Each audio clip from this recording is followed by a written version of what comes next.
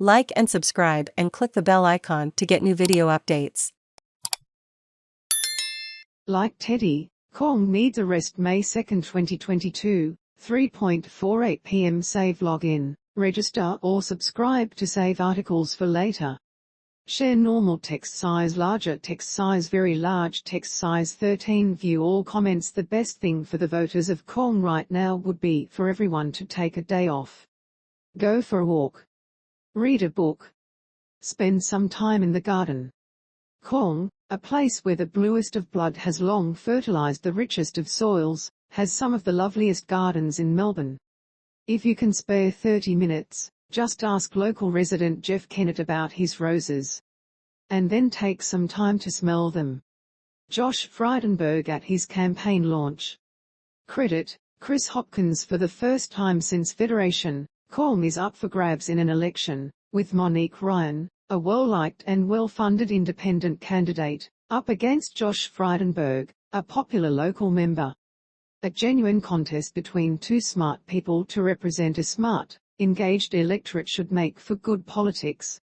Instead, the Kooyong campaign has turned rancid, as Ryan and her principal backer, Simon Holmes a court, can almost touch an unlikely prize, and Frydenberg, a potential future Prime Minister, can see his political career fading to black. The latest stush between these two candidates, over the silliest of things, has now escalated beyond what is reasonable in politics. About a month ago, Frydenberg popped out to the local shops and was approached by an elderly woman in the street. She explained that she was Monique Ryan's mother-in-law and that she would be voting Liberal. When Frydenberg asked her why, she replied, "Because you know what you are doing and you are a nice person." This story, as told by Frydenberg at his campaign launch on Sunday, should not surprise anyone.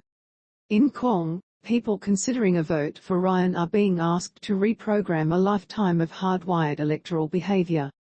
The liveliest political debates in Kooyong are being had between dear friends and families who normally agree on most things. As for politics and a quiet family, this isn't the first time a candidate hasn't been endorsed by their mother-in-law. Most people are now aware that Rob Baylieu, the son of former Victorian Premier Ted Baylieu, is campaigning for Ryan against the party of his father. A couple of weeks ago he wrote a terrific story for The Age explaining his reasons. Unlikely prize, Monique Ryan is on the cusp of winning Kooyong from the Liberal Party. Credit, Erin Francis. If you think back a little further, you might recall the cameo Ted Baylieu's mother-in-law Joan Jubb played in the 2006 state election. Back then, Jubb put a sign of Baylieu's political opponent, Steve Bracks, on her front lawn. When asked about it, Baylieu remarked that Jubb, like everyone else, was free to vote for whom she pleased. Frydenberg has told the story about Ryan's mother-in-law a couple of times in the campaign, once to patrons of Glenferrie Hotel, and again to a room full of campaign volunteers and supporters at his campaign launch. Perhaps the story was better left untold, but there doesn't seem to be anything malicious about it. There is no rift between Ryan and her mother-in-law. She just isn't getting her vote. Monique Ryan doesn't see it that way. In a remarkable interview with ABC News Breakfast on Monday, she said her mother-in-law had been misquoted. She then said the following: "I don't really see why the Treasurer feels that it is appropriate to bring other family members into political discourse. My mother-in-law is not a part of this campaign. She is not someone who should be made fun of at Liberal Party events, which Mr. Frydenberg has done twice in the last week." Where does this end?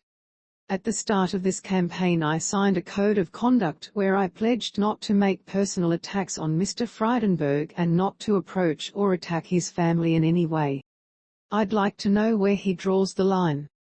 I don't want him coming after my parents and I don't want him coming after my children.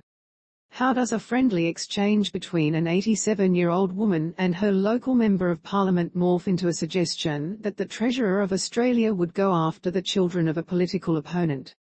It is a plainly ridiculous thing to say and a dangerous idea to feed back into the febrile atmosphere of the Kooyong campaign. The answer has less to do with Ryan than the real battle for Kooyong, the bare-knuckle proxy fight being waged between Frydenberg and Holmes à Court.